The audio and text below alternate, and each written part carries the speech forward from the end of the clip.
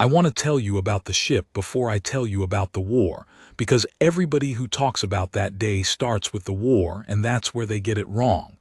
They start with the fire. They never start with the silence. And the silence is the part I can't stop thinking about, even now, even all these years later. My name doesn't matter much. I was a junior listening officer aboard the Veth observation platform Kel-Aran-Su, which orbited the dead edge of our border like a tired sentry. Junior means I had the night shift. It means I drank too much cold stimulant and watched the same nothing scroll across my panels for 200 days at a stretch. If you want to know what guarding the edge of a great empire actually feels like, it feels like boredom with a uniform on. The Veth, that's us, that's my people. We were not a soft species. I should say that early so you understand. We had teeth. We had a fleet that could darken a sky.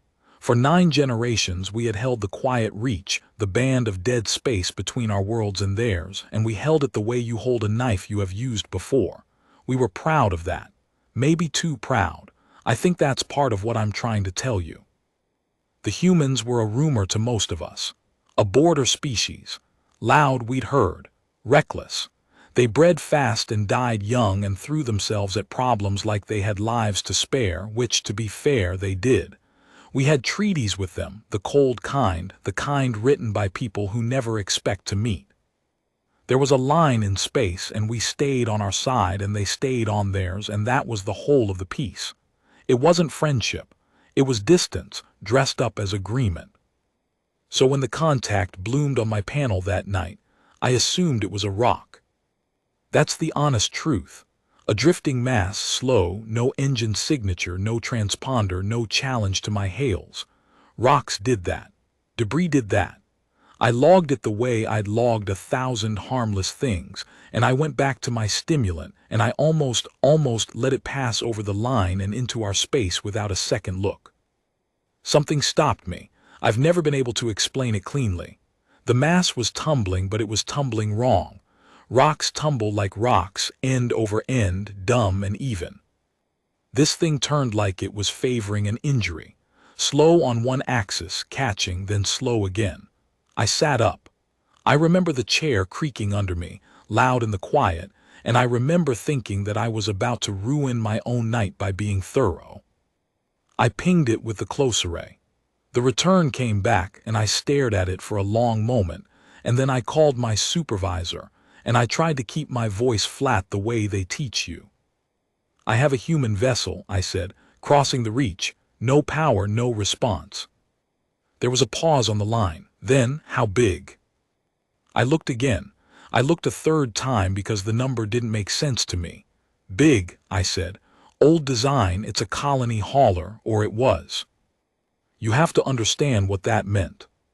Colony haulers were the ships humans used a century before in the bad years, when they were still flinging themselves out into the dark with everything they owned packed into the hold.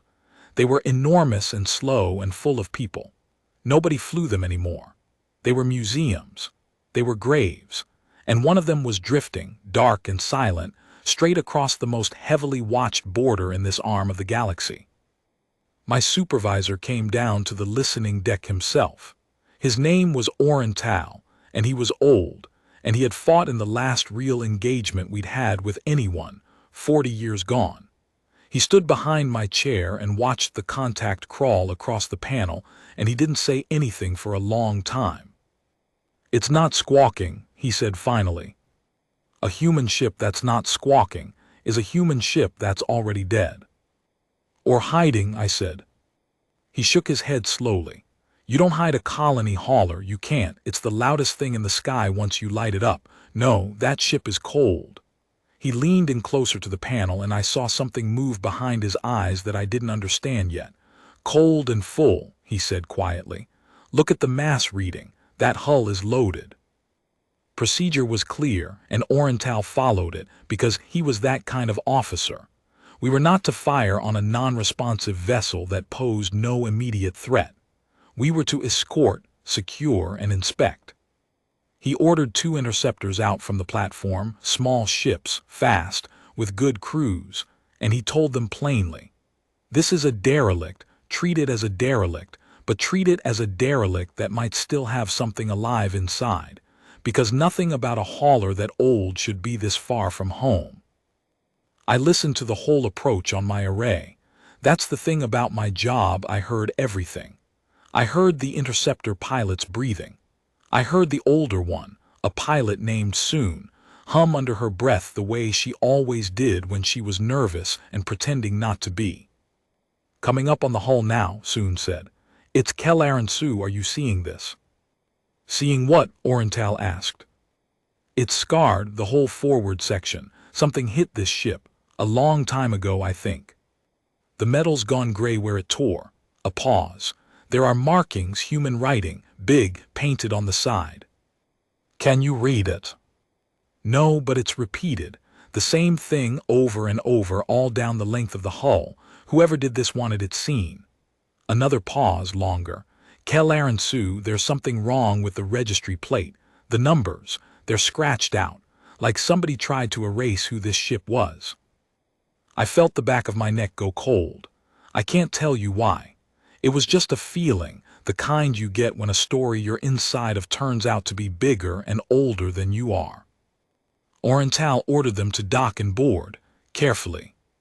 Soon and her wingman, a younger pilot named Det, matched the hauler's tumble, and that took skill, real skill, riding alongside a thing that big as it rolled, and they put a soft seal on what looked like an old service hatch near the spine of the ship. The hatch opened from the inside. I want to be careful here because this is the part where the official record and what I heard diverge, and I've spent a long time deciding which one to trust. The official record says the boarding party found the ship abandoned. That's a lie. A clean, quiet, useful lie, the kind empires tell. What I heard through Soon's open channel was not abandonment. It was worse than abandonment. "There's atmosphere in here," Det said. His voice was high, he was young. Sue, there's air. It's cold, but it's breathable. The ship's been keeping its people alive." "What people?" Oriental said sharply. "Det, what people?" And there was a long, long silence on the channel, the kind that fills a room. I had my hand pressed flat against my panel, and I didn't even know I'd done it. "They're in the hold," Soon said at last, and her voice had changed. The humming was gone.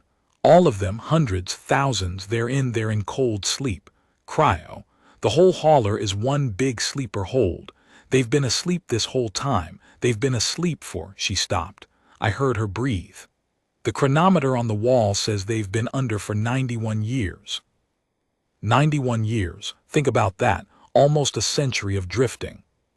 A ship full of sleeping people, crossing the dark at a crawl, while empires rose and treaties were signed, and a young listening officer who wasn't even born when they went under sat in a chair and almost waved them past as a rock." "Are they alive?" Oriental asked. His voice was different now too, quieter. "Most of them," Soon said. "The pods are reading green. Most of them are alive." "Most of them. Not all. I'd think about that later, the ones whose lights had gone out somewhere in those 91 years, dying in their sleep with no one awake to know. But right then I wasn't thinking about the dead. I was thinking about the living. Thousands of them, helpless, drifting into the territory of a species that had spent 9 generations learning how to kill. Here is where it could have ended well. I have run this through my mind so many times. There was a version of that night where it ended well. We had the ship. We had its people asleep and harmless. We had time. We were not monsters, whatever the humans came to believe of us later. If word had gone up the chain slowly, carefully, to people with cool heads, that night becomes a footnote, a rescue. A strange and gentle story about an old ship full of sleepers that wandered home into the wrong arms and was carried the rest of the way. That's not what happened. What happened was that the contact and the mass reading and the words "human vessel crossing the reach" went up the chain faster than the rest of the story could follow. And up the chain, far above Oriental, far above our quiet little platform, there was a Fleet Marshal named Vorhaden who had been waiting his whole career for a human ship to cross the line. I didn't know that then. I learned it after. But I want you to hold his name because he is the hinge the whole thing turns on. Not me. Not soon. Not the sleepers, him. A man who heard human worship intrusion, because that's how it reached him, scrubbed of all its truth, just human vessel crossing the reach in violation of treaty, and felt something open up inside him that he'd been keeping shut for 40 years. The order came down to the platform an hour later. I logged it. I logged it with my own hands, and I have never forgiven those hands for how steady they were. Destroy the vessel. Oriental read it twice.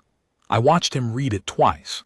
Then he opened a channel to Fleet Command, which a platform supervisor is not supposed to do, and he said the thing that I think saved whatever was left of his soul, even if it didn't save the sleepers.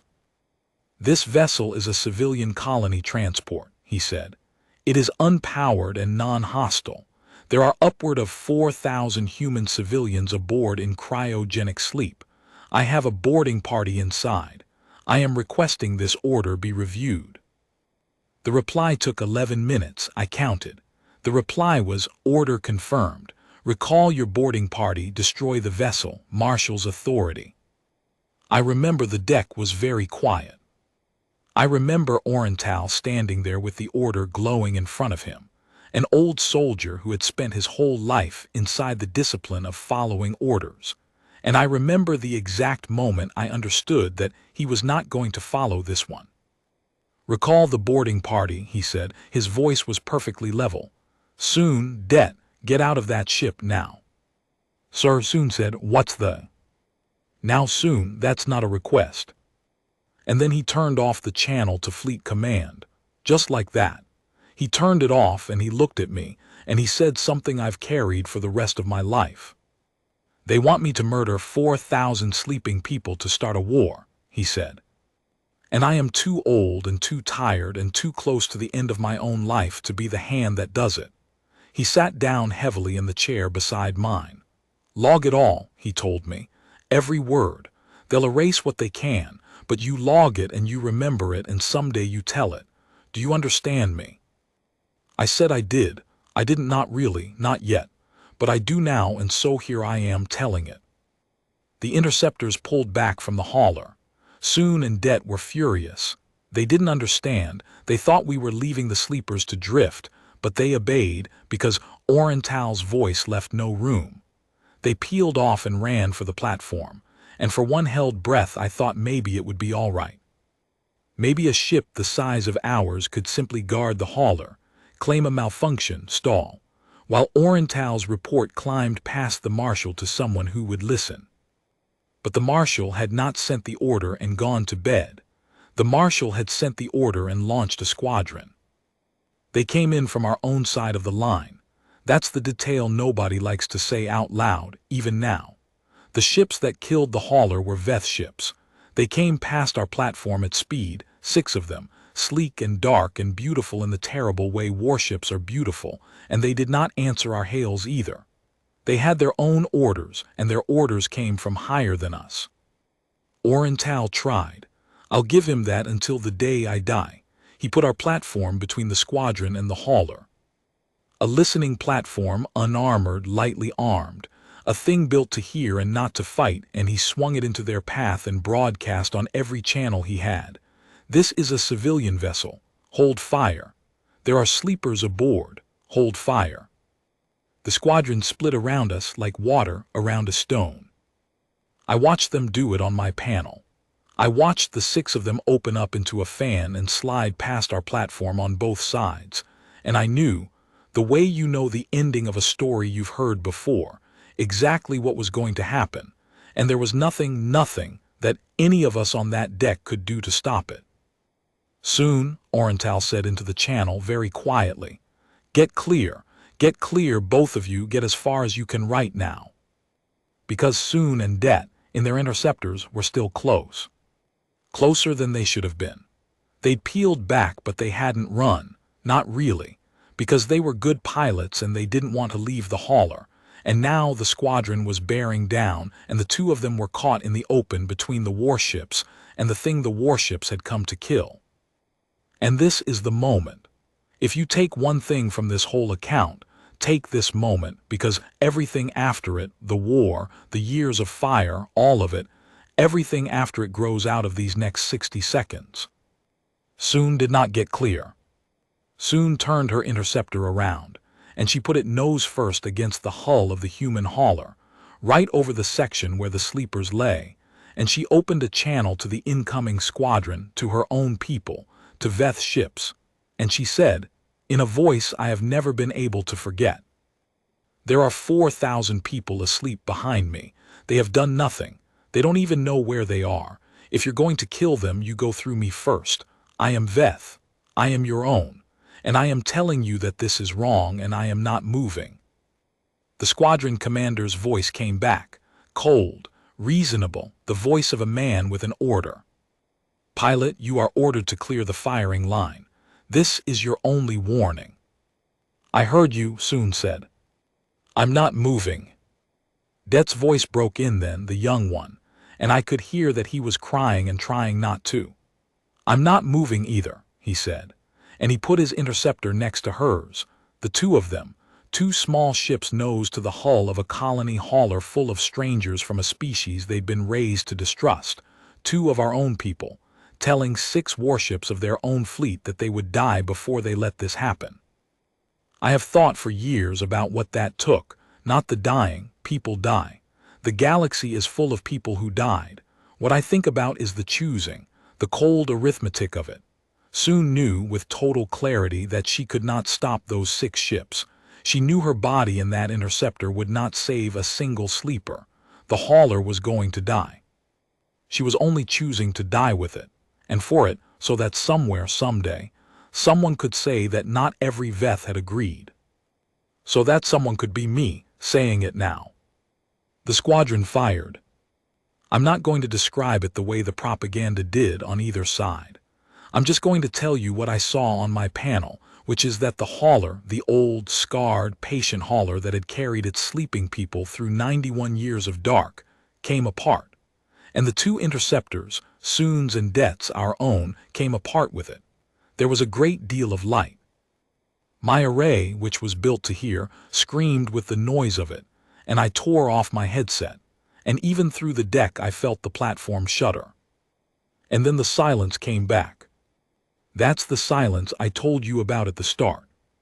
The one I can't stop thinking about. Not the silence before, the silence after. The quiet reach, living up to its name, going still and dark and empty again, with 4,000 sleepers and 2 pilots and 1 old ship scattered into it, and our platform hanging there in the middle of all that nothing, and Orental not moving, not speaking, his hands flat on the dead console, an old soldier who had finally found the one order he would not survive obeying, even though he was the one who'd refused it. I was the one who broke the silence in the end. I didn't mean to, I just said her name. "Soon," I said to no one, to the panel, to the dark. Orental put his hand on my shoulder. He didn't say it would be all right. He was too honest for that. He just said, "Log it, all of it. Every word, like I told you." And then he said the thing that turned out to be true, the thing the Marshal never understood, the thing that started the war he thought he was starting on his own terms. "The humans will come looking for that ship," Orental said. "Ships like that don't vanish without someone noticing eventually. And when they come and they find out what we did, not that it died, but how it died and who it had aboard, and that we knew," he stopped. He looked very old. "They will never believe that some of us said no.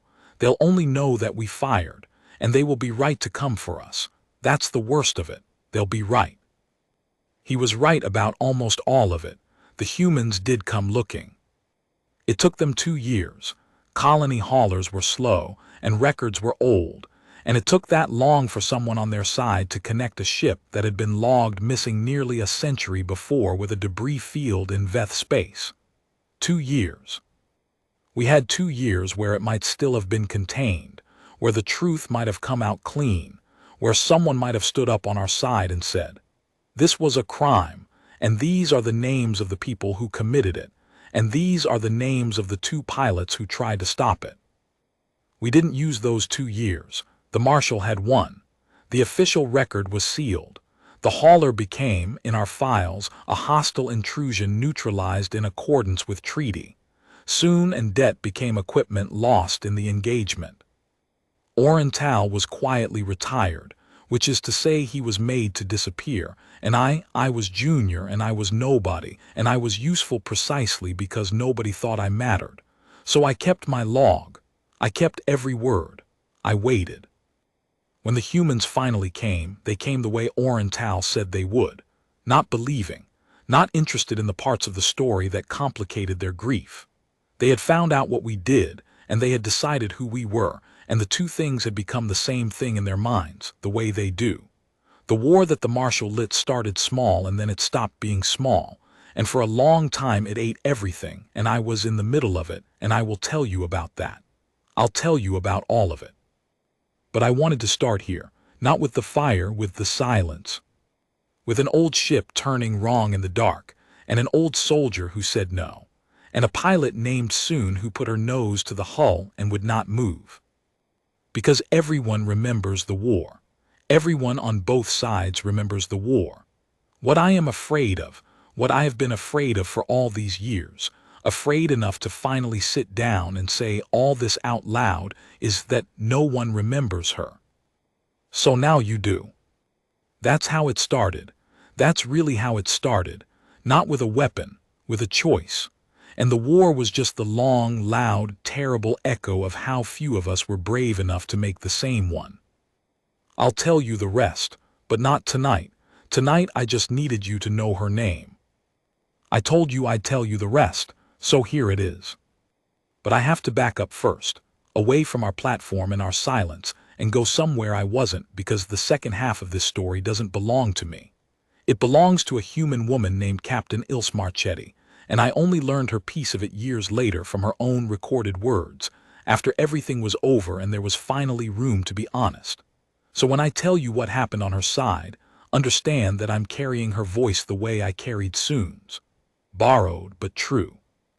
It took the humans 2 years to come looking, like Oriental said it would. But the looking didn't start with a fleet. It started with one old woman in a records office, refusing to let a number go. The ship had a name. We never knew it on our side. The registry plate was scratched out. You'll remember, somebody aboard had tried to erase who they were. But it had a name once, and that name was the Analyst Brant. And 91 years before it drifted across our line, it had launched from a dying human colony world with 4,006 souls aboard, and a course set for a star that, as it turned out, no one ever reached. It was logged as lost. Just that. Lost. One line in a registry, a ship that left and never arrived, the kind of thing that happened all the time in the bad years. Nobody mourned it specifically because nobody had room to. There were too many ships and too many dead and not enough years to grieve them all. The Analyst Brant became a number in a file, and the file got moved to deep storage, and 91 years went by. And then a records archivist named Beatrix Vance, who was old enough to remember being told stories about the lost colony ships by her own grandmother, was cross-indexing debris reports for an insurance reconciliation. That's the dull truth of it, an insurance reconciliation, and she found a Veth incident log, partially declassified through a treaty exchange, describing the neutralization of a hostile human intrusion. And something about the mass reading bothered her. It was too big. Warships weren't that big. Only one kind of human ship was ever that big. She pulled the old registry. She matched the mass. She matched the approximate vector, walked back across 91 years of drift. And she sat in her quiet office and understood, alone, before anyone else in the galaxy, that the hostile intrusion the Veth had proudly neutralized was a sleeper ship full of colonists who had been asleep since before the Veth Treaty even existed. She didn't start a war. I want to be fair to her. Beatrix Vance did the right and careful thing. She filed a formal inquiry. She flagged it up her chain soberly with the evidence attached. She wrote, in the cover note that later got read aloud in 1,000 places, "I believe we destroyed, or allowed to be destroyed, a civilian vessel carrying 4,000 of our own people in cold sleep. I believe they were defenseless." I believe we are owed the truth of how they died. The truth, that's all she asked for. And if the truth had been given cleanly, even then, even 2 years late, I think there might have been no war. Grief is not the same as war. A species can grieve 4,000 dead and not pick up a weapon. What turns grief into war is the lie laid on top of it. The cover-up. The insult of being told that your dead were a threat. And our side lied. Of course we lied. The Marshal had sealed the record, and the record said hostile intrusion neutralized in accordance with treaty.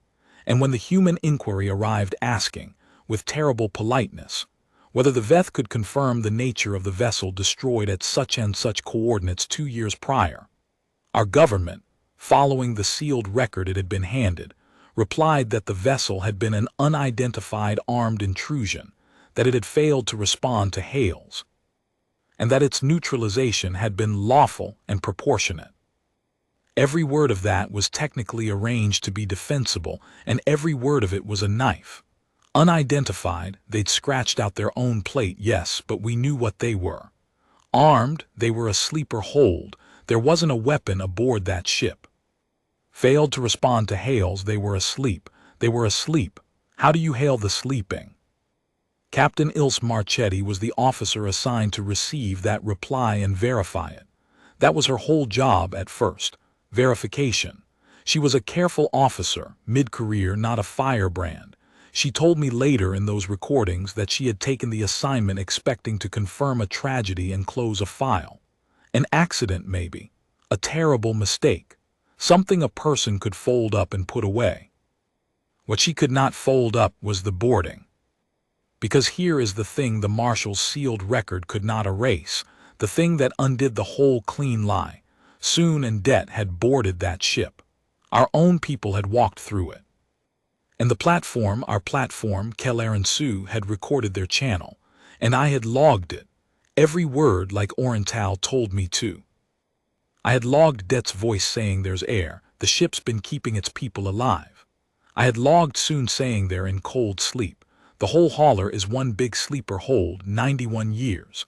I had logged Oriental saying they want me to murder 4,000 sleeping people to start a war. I had logged the order. I had logged the Marshal's name. I had logged Soon's last transmission, word for word. There are 4,000 people asleep behind me. If you're going to kill them, you go through me first. I had all of it. And for years I sat on it, because I was nobody and I was afraid, and releasing it would have ended me. And I told myself I was waiting for the right moment, which is the lie that cowards tell and brave people tell, and there's no way to know which one you are until the moment comes. My moment came when I learned Captain Marchetti's name. It reached me through the slow underground that exists in every empire, the quiet network of people who keep records they're not supposed to keep. Word came that a human officer was formally pursuing the truth of the analyst brand, that she would not accept the sanitized reply, that she was, against the advice of her own superiors, requesting the raw sensor logs of the engagement. Our side, naturally, had reported those logs destroyed. They were not destroyed. I had them. I had been guarding them for years like a sealed wound. I'm not going to dress up what I did or pretend it was simple courage. I was terrified the whole time. I made contact through 3 intermediaries in a coded channel, and I never gave my name. I sent her the log, all of it. Raw, unedited, with the Marshal's order intact and Soon's voice intact and Oriental's refusal intact. I sent it with one line of my own, the only thing I let myself say. 2 of us tried to stop it. I want you to know that 2 of us tried. I have wondered ever since whether sending it was right. Because here is the terrible irony, the thing that keeps me up. The log was the truth, and the truth started the war. If I had kept it buried, the lie might have held. The humans might have grieved their dead, suspected the worst, and never quite proven it, and rage without proof burns out. But proof is fuel. I handed Captain Marchetti the one thing that could turn a grief into a cause. And yet, I have decided finally that I would do it again, because Soon did not put her nose to that hull so that her courage could stay buried in a sealed file forever. She did it to be witnessed, and a witness who never speaks is just a second silence laid over the first. So I spoke, and Captain Ilse Marchetti listened. She told me later in those recordings, the ones made after everything, when she was older and the war was a scar instead of a fire, that she played the log alone in her quarters the first time. She played it 3 times. She said the part that broke her was not the order and not the firing. It was Det, the young one, crying and trying not to, saying I'm not moving either. She said she had a son about that age. She said she sat in her quarters and understood that 2 children of the species that murdered her colonists had died trying to save them, and that her own government's enemy was not as simple as her grief wanted it to be, and that this was the most inconvenient truth she had ever been handed. She had a choice then, the same shape as Oriental's choice, the same shape as Soon's. She could bury the log to keep the story simple. A simple story is easier to fight a war over. Or she could carry it into the light, all of it, the murder and the mercy together, and trust people to hold 2 true things at once. She chose the light. She was wrong about people. A little most of them could not hold 2 things at once, and they took the murder and dropped the mercy, and that's part of how the war came. But she was right to choose it anyway. I believe that. I have to believe that, or none of us were anything. Captain Marchetti took the log to a formal hearing, not a battlefield, a hearing. She still believed, even then, in the slow machinery of truth. She presented the raw Veth sensor data. She presented the boarding transmissions. She presented the Marshal's order by name, Vorhaden, and the 11-minute confirmation, and Oriental's refusal, and the 2 pilots who would not move. And the Veth delegation, faced with their own logs, did the thing that turned everything to fire. They denied the logs were real. They called it fabrication. They called it a forgery, a human deception, an attempt to manufacture grievance. They stood up in front of the recorded voices of their own dead pilots and said those voices were invented. They spat on Soon a second time, and this time they did it in front of the humans, in front of everyone, and that was the thing that could not be taken back. Because the humans had the metadata. The log was real and provable, and they knew it was real, and they watched the Veth Empire deny it to their faces, and in that moment something closed in the human heart that had still been open. Up until then it had been a search for truth. After that it was a reckoning. You can forgive a killing. It is much harder to forgive a killing that the killer insists never happened, over the bodies, with the proof in the room. Captain Marchetti told me she knew, watching the Veth delegation deny the logs, that there would be war. She said she felt it arrive in the room like a change in pressure.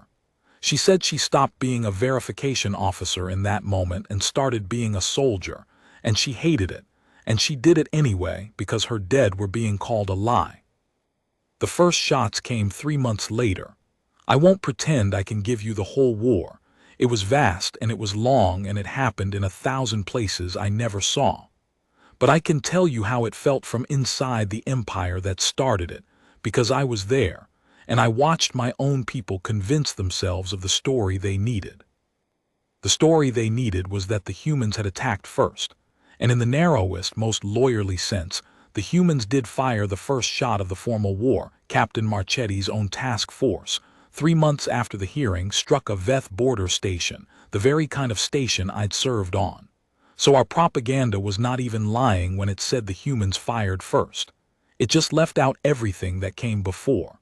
It left out the sleepers. It left out the order. It left out Soon. That's how empires do it. They don't usually lie outright in the end. They just start the story late. They begin the tape at the convenient moment and call everything before it nothing. The humans attacked our border station, true. Erase the 4,000 sleepers, erase the Marshal, erase the 2 pilots, and it's even a righteous truth. A people defending themselves against unprovoked aggression. 9 generations of pride vindicated. I watched my neighbors believe it. That was the worst part of the early war for me, not the fighting, which I was too junior and too watched to be sent into, but the believing. People I'd known my whole life, repeating the clean story with shining eyes. talking about human treachery, talking about defending our worlds. And I would stand there with Soon's voice in my memory. There are 4,000 people asleep behind me, and I could not say a word, because I had sent the log anonymously, and the moment I claimed it I was finished.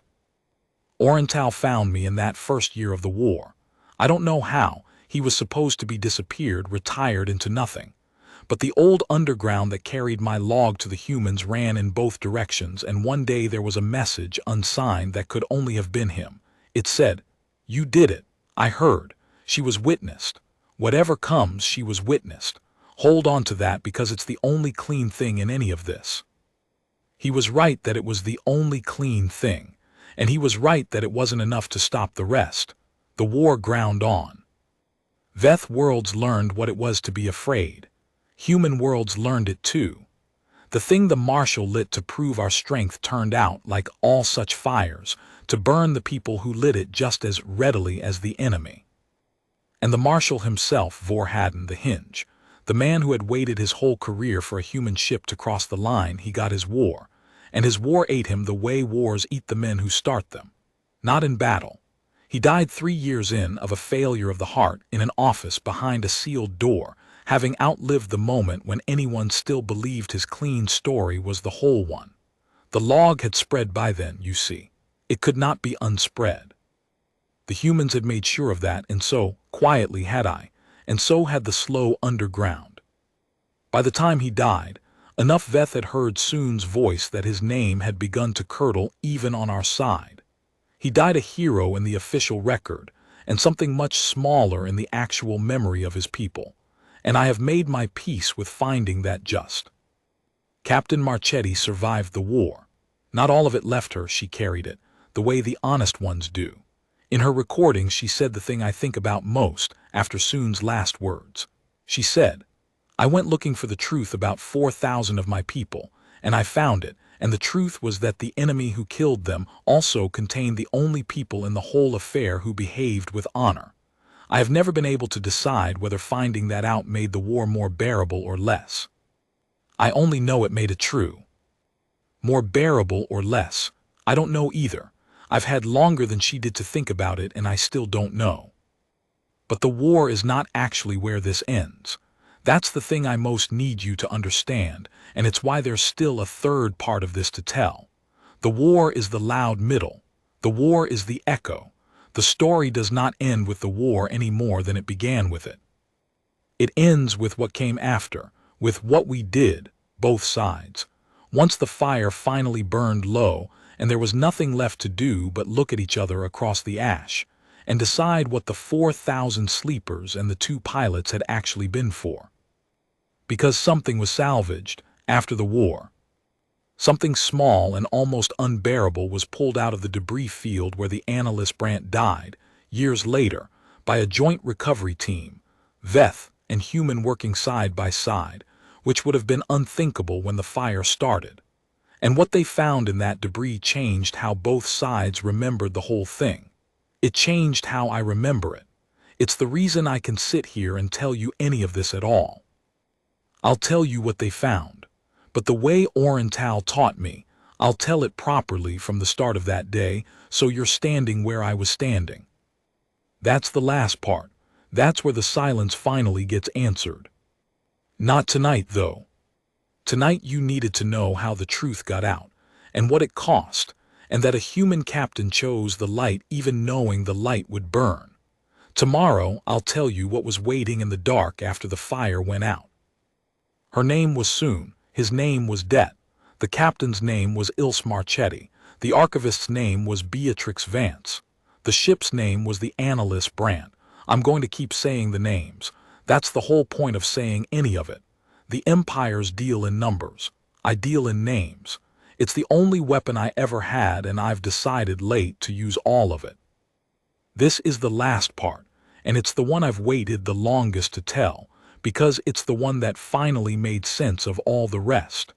I've given you the silence, and I've given you the fire. Now I'll give you what was waiting underneath both. But I have to take you somewhere I actually was again, after years of telling you things I only heard. I was there for this. I made sure I was there. I called in the only favor my long, quiet, cowardly then not cowardly life had ever earned me, and I stood on the deck of a recovery ship in the debris field where the analyst Brant died, and I watched them bring it up out of the dark. The war ended the way most wars end, not with anyone winning, with everyone exhausted. After 11 years, the Veth and the humans had bled each other past the point where pride could carry the cost, and the fire guttered down into a cold, suspicious quiet that wasn't peace so much as the absence of strength to keep fighting. Treaties got signed. Lines got redrawn, mostly back to where they'd been. 11 years of fire and the border ended up almost exactly where it started, which is the thing about wars that the men who start them never seem to believe in advance. And in the strange, raw years right after, when both sides were too tired to lie with their old conviction, the truth of the analyst Brant had become something neither empire could pretend about anymore. The log had won. Soon's voice had outlasted the war. Schoolchildren on human worlds knew her name by then, a Veth pilot, taught to human children as a hero, which would have been unthinkable when the fire started. And on Veth worlds, quietly, in the way forbidden things are passed hand to hand, her name had become something too, a question people asked themselves. What would I have done? Would I have moved? So when a human survey vessel, mapping the old debris field for navigation hazards, registered a small contact with a faint, impossible power signature, something still drawing trickle current after 13 years in the dark, both governments agreed, almost without argument, to mount a joint recovery. Veth and human, together, to go and find out what was still alive in the grave of the analyst Brant. I got myself onto that recovery ship. I was old by then, retired nobody, a former listening officer with a war's worth of silence behind him. But the underground remembered me, and someone who knew what I'd done 13 years before pulled a string, and I was allowed aboard as an observer, a witness. Orental had died 2 years before peacefully in his sleep, which I think the universe owed him, so I went in his place. I went for both of us. The debris field was beautiful and terrible. 13 years had spread the wreck thin, a slow glittering river of metal turning in the dark, lit by the distant border stars. Somewhere in that river were the scattered remains of 4,000 sleepers and 2 pilots, and we moved through it slowly, reverently, the way you walk through a place where people are buried even when there are no stones. The contact was small. The survey data was right. Something was still drawing power. We tracked it for 2 days through the drift, and when we finally closed on it, nobody on either crew said a word for a long time because of what it was. It was a cryopod, a single human cryopod, intact, sealed, tumbling slowly end over end in the dark. 13 years. Through the firing, through the war, through all of it. One pod thrown clear in the instant the ship came apart, its hull breached just enough to vent but not enough to kill, its failing systems drawing down to a trickle and somehow, impossibly, never quite reaching zero. And the pod was reading green. I want to be careful telling this because it's the part people most want to make into a fairy tale, and it wasn't a fairy tale. It was harder than that and better than that. The pod held one human being, a woman. Her pod's records, when we finally read them, said she had been 31 years old when she went under aboard the analyst Brant, 91 years before the ship crossed our line, which made her, by the only count that matters, 104 years asleep, and still, somehow, alive. Her name was Analyst Brant. The ship had been named for her or she for it. We never untangled which. She had been someone before. A founder of that lost colony, a name worth painting on a hull. And she had slept through the death of her world's hopes, and through 91 years of drift, and through the murder of everyone she'd traveled with, and through 11 years of a war fought over her grave, and she did not know. She did not know any of it. She was the last living passenger of the analyst Brant, and she had slept through the entire story I have just told you. They woke her aboard the recovery ship, Veth and human medics together, working over her pod, and I was allowed to be in the room, in the back, an old observer keeping his silence the way he always had. I watched a woman who had gone to sleep before the Veth Treaty existed open her eyes into a galaxy that had fought and ended a war about her, and not known her at all. She was confused, of course. Disoriented, weak, her body wrecked by 104 years of imperfect sleep. The first thing she asked, I will hear it until I die, the first thing she asked, in an old dialect of human speech the translators barely caught, was, "Did we make it? Did we reach the new world?" And nobody could answer her. Because how do you tell someone that the ship never arrived, that the colony was never built, that everyone she loved died in their sleep around her, that 2 empires fought 11 years over the wreckage, that she alone came through? How do you put 104 years of catastrophe into the hands of a woman who, to herself, closed her eyes only a moment ago? It was a Veth medic who answered her. I want that remembered. It was one of my own people, a young woman who had grown up during the war, raised on the clean story of human treachery, and she took Analyst Brandt's frail human hand in her own, and she said, in careful translated speech, "No, you didn't reach it, but you're safe now. You're the last of your ship, and we are going to take care of you, and I am so sorry. I am so sorry for all of it." And Analyst Brandt, who had slept through the entire war, looked at the Veth face above her, the face of the species that had murdered her crew, though she didn't know that yet. And she saw only someone being kind to her, and she squeezed that hand back. A human hand and a Veth hand, holding on in the wreck of everything, neither of them knowing the full weight of what they were doing. I had to leave the room. I'm not ashamed to say it. I went out into the corridor and I put my back against the cold wall and I wept the way I had not let myself weep in 13 years. Not for soon, not for debt, not for the 4,000, not for any of it, until that moment. Because I understood, finally, standing in that corridor, what the whole thing had been for. It had been for her, for the one. Soon put her nose to that hull for 4,000 sleepers, and 4,000 died anyway, and it looked for 13 years like her courage had bought nothing. But it wasn't nothing. There had been one. One pod thrown clear, one woman still drawing breath, one passenger of the Analyst Brandt who lived, and she lived into a galaxy where a Veth medic would hold her hand and weep and say sorry, instead of a galaxy where that was impossible. And the reason it was possible, the reason a Veth could grieve a human and mean it, was the log, was the truth getting out, was soon being witnessed. Soon didn't save the 4,000. She couldn't, nobody could. But she changed what their deaths meant, and that change rippled 11 years and reached the one survivor, and met her at the moment she woke, in the form of a stranger's kindness. That is not nothing. I have decided in my old age that it might be the most that any of us ever manages. We don't usually get to save the people we die for. We only get to change what their deaths are allowed to mean. They told Analyst Brandt the truth eventually, all of it. They did it slowly over weeks as her strength came back, and they did it together, Veth and human, which I think was the only decent way it could have been done. They told her about the drift and the crossing and the order and the firing. And they told her about soon. They made sure to tell her about soon. The Veth medic who'd woken her insisted on it. Told me later she could not bear for this woman to learn what the Veth did without also learning what one Veth refused to do. I got to meet her. Once. Before the recovery ship made port and she passed into the careful hands of people whose job it was to help her live in a century she'd never asked for. They told her there was an old Veth aboard who had been there, at the beginning, the night her ship crossed the line, and she asked to see me. I didn't want to go. I was afraid of her, of what I'd done and not done, of being one of the people of the Empire that killed her crew. But you don't refuse a thing like that.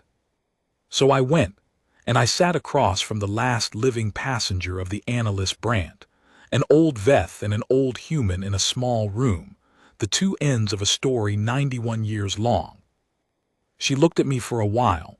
Then she said they'd taught her some of our speech by then, and she said it in Veth, haltingly, which undid me. She said, "You were there. You heard her, the pilot." "I heard her," I said. I logged every word. I kept it for years. I'm the one who got it out. And Annalise Brandt, 104 years old, the last of 4,000, reached across that little table and put her hand on mine the way the medic had put a hand on hers, and she said, "Then you kept her alive, longer than they kept me. You kept her alive all this time." I have been called many things in my life. Junior, nobody, coward, witness.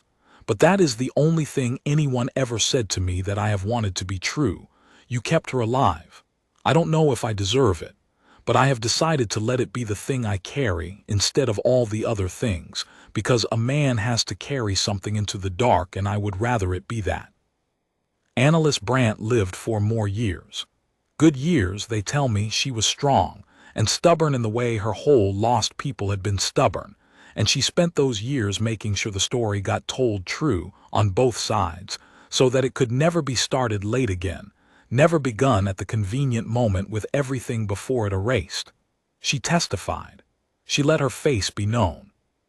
She stood, a living woman who had slept through the whole war, and she said, "This happened, and here is all of it, the murder and the mercy together, and you will hold both or you will hold neither." More people learned to hold both than I would have believed possible back on that quiet deck 13 years before. Not everyone, never everyone, but enough. Enough that the border has held all these years since, not as the cold distance it was before, but as something warier and sadder and more real. We know each other now, the Veth and the humans. We know the worst of each other, and we know the best, and we learned them in the same story, which is maybe the only way two peoples ever truly learn to live beside each other. Not by admiring each other. By having stood together in one specific grave and chosen together what it would mean. Annalise Brandt died in her sleep in the end. There's a mercy in that I still turn over.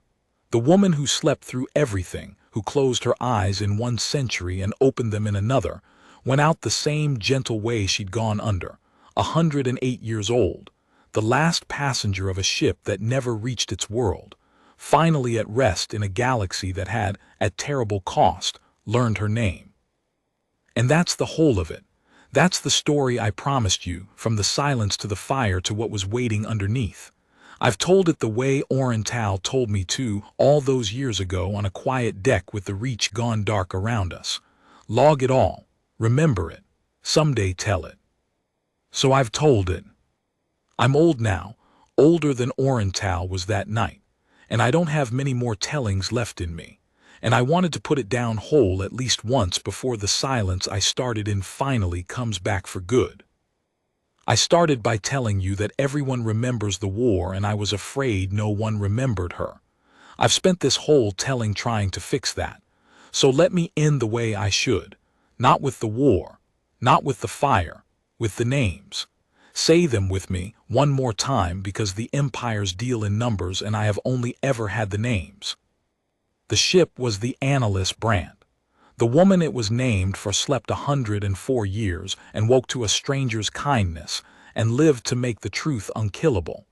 The archivist who would not let a number go was Beatrix Vance. The captain who chose the light knowing it would burn was Ilse Marchetti. The old soldier who found the one order he would not obey was Orenthal. The young pilot who cried and said, "I'm not moving either," was Det. And the pilot who put her nose to the hull, who looked at 6 warships of her own fleet and said, "You go through me first," who bought with her life not 4,000 rescues but one changed meaning that rippled out across 11 years and met a sleeping woman at the moment she woke. Her name was Soon. That's how it started, not with a weapon, with a choice. And it ended after everything the same way it started, with someone choosing in the dark to be kind to a stranger they had every reason to harm. Between those two choices there was a war. But the war was only ever the echo. The choices were the thing. The choices are always the thing. Now you know her name. Now you'll keep her alive a while too. That's all I ever wanted. That's all any of it was for.